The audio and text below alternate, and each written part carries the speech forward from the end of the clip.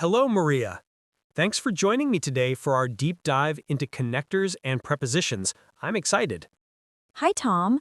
I'm thrilled to be here. It's a great topic, although sometimes I find them a bit challenging. I'm hoping to feel much more confident about them by the end of this session. I understand. They can be tricky, but we'll conquer them. Let's start with connectors, also called conjunctions or linking words. They join words, phrases, or clauses.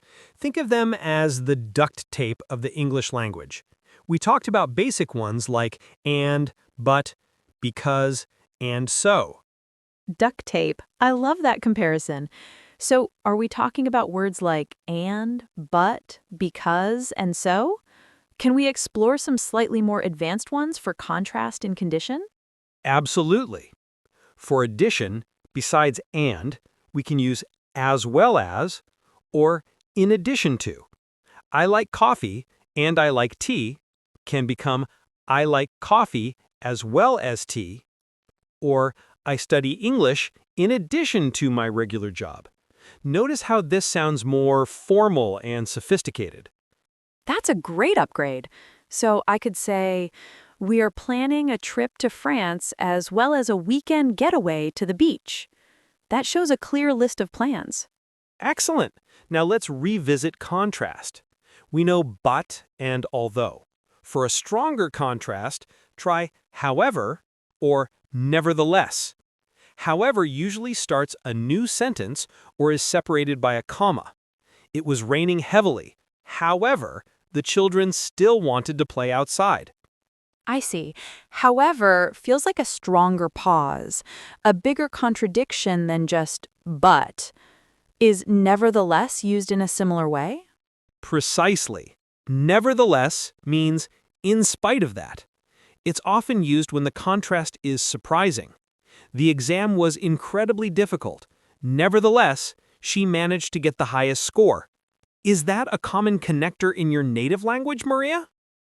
Not directly, but I see the logic. It adds drama. Now, what about condition? We must talk about if and unless. You read my mind. If introduces a possible condition. If it is sunny tomorrow, we will go hiking. And unless means if not. Unless it rains, we will play football. It's the opposite condition.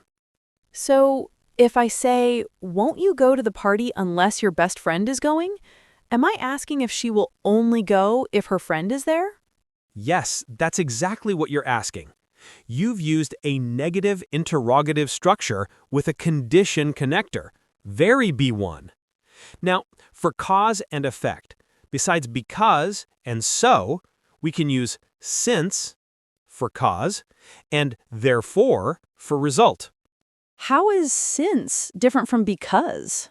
Since often introduces a reason that is already known or less emphasized. Since you're already here, could you help me with this box?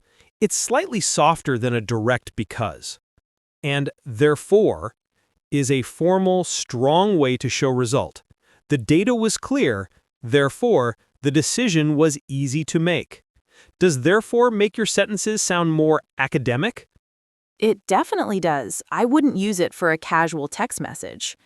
Let's try a longer example with a few connectors. Although the new phone is expensive, I will buy it because I need a better camera, and therefore I am saving money for it. Absolutely brilliant.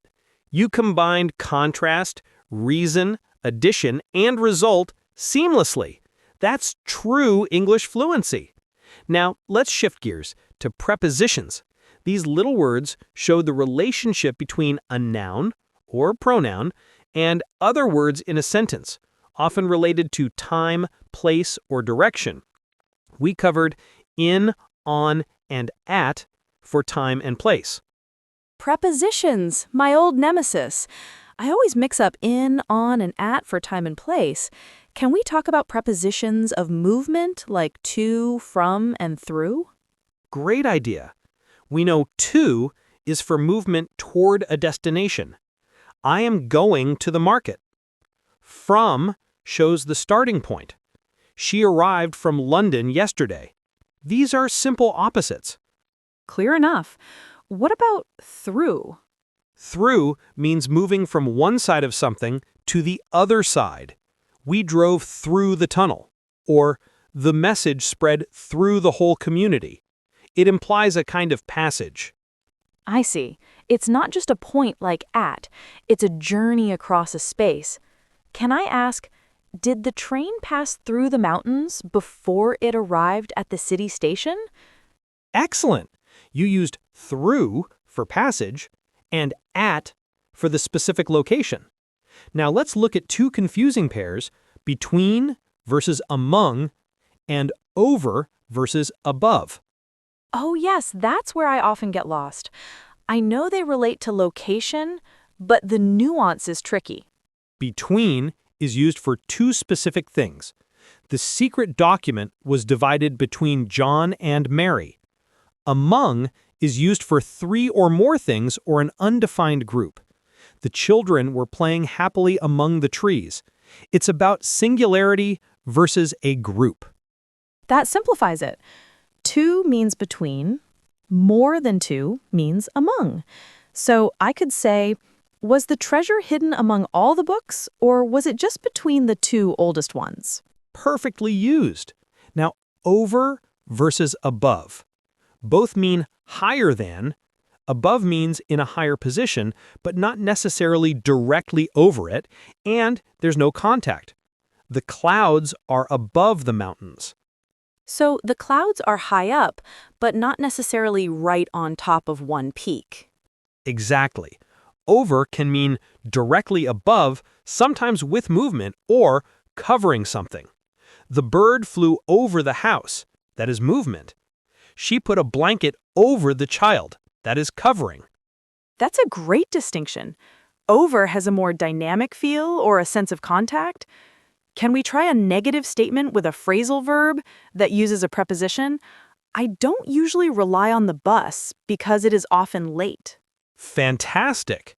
You used the phrasal verb rely on, a key B1 structure.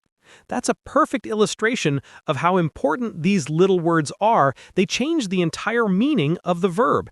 Think about look at, to stare, versus look for, to search. Wow, those are completely different. This confirms that I need to study prepositions attached to verbs very carefully. You definitely should. They are essential. Now let's try combining all these elements into a final complex structure. Will you finish your project on time, even though you have to work late, or will you ask for an extension? That's a challenging question. I will definitely try to finish it on time, even though I might have to work late every night this week. However, if I realize I cannot, I will ask for an extension before the deadline because the quality of the work is more important than the speed. Maria, that was a flawless response. You used prepositions of time, on time, before the deadline, complex connectors for contrast, even though, however, and condition, if. Your English has really reached a strong B1 level. Thank you, Tom. The comparison and the clear examples have made a huge difference. I feel much more confident about using these little glue words now. I'm so glad to hear that. Whether it's the sequence shown by then versus the contrast shown by nevertheless, or the specific point at versus the passage through, these words are the keys to clear, expressive communication. Keep practicing. I definitely will.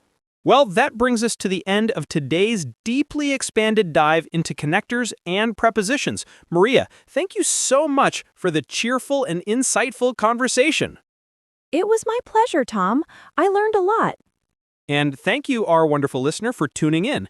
We hope this comprehensive comparison helps you use English with more confidence and variety. If you enjoyed this lesson and want more clear, practical English tips to move you toward B2, please don't forget to subscribe to the English Pod channel. Your support helps us create more great content. See you next time.